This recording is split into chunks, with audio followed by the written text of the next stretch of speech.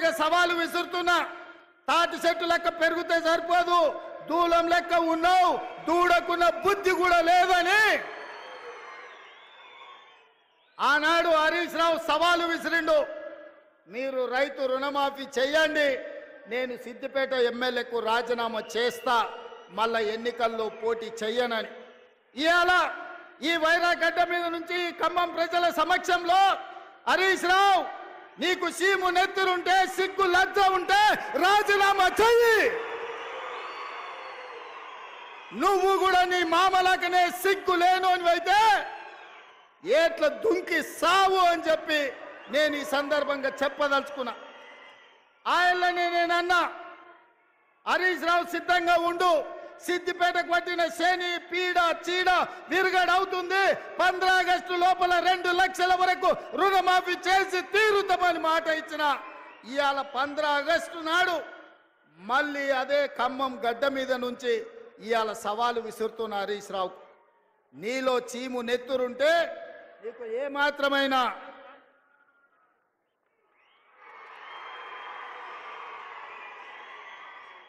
నీకు ఏమాత్రమైన సిగ్గు శరం ఉంటే రాజీనామా చెయ్యి. నువ్వు ఎట్లాగూ రాజీనామా చెయ్యవు, నీది సిగ్గులేని జాతి.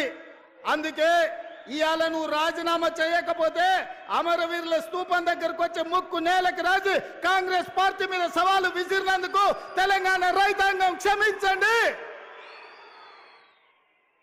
మాట తప్పని పార్టీ కాంగ్రెస్ పార్టీ రుణమాఫీ చేసింది. నేను విసిరిన సవాల్ను వెనక్కి తీసుకుంటున్నానని తెలంగాణ రైతాంగానికి క్షమాపణ చెప్పు.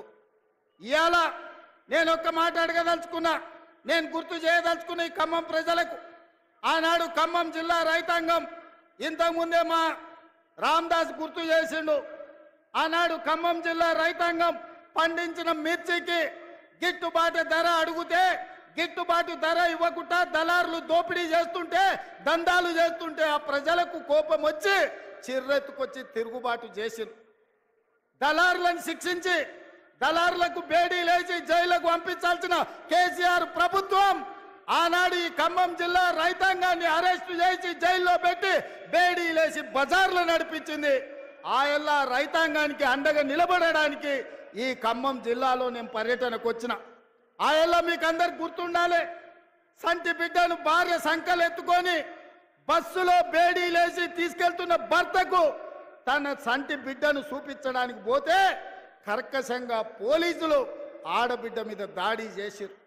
ఆయల్లా ఆ కుటుంబాన్ని కూడా పరామర్శించడానికి నేను ఈ ఖమ్మం జిల్లాకు వచ్చిన. ఇదే కాదు, ఎన్నికల సందర్భంలో కూడా పాదయాత్ర చేస్తూ ఈ వైరాకు వచ్చిన. ఆనాడు మిమ్మల్ని అడిగిన, వైరాలో ఎమ్మెల్యేగా గెలిపించండి, తప్పకుండా రైతులకు 2 లక్షల రూపాయల రుణమాఫీ చేస్తామని చెప్పినాం. ఆర్టీసీలో ఆడబిడ్డలకు ఉచిత ప్రయాణం ఇస్తామని చెప్పినాం. అదే విధంగా ప్రతి పేదవాడి ఇంటిలో 200 యూనిట్లు ఉచిత కరెంటును అమలు చేస్తామని చెప్పినాం.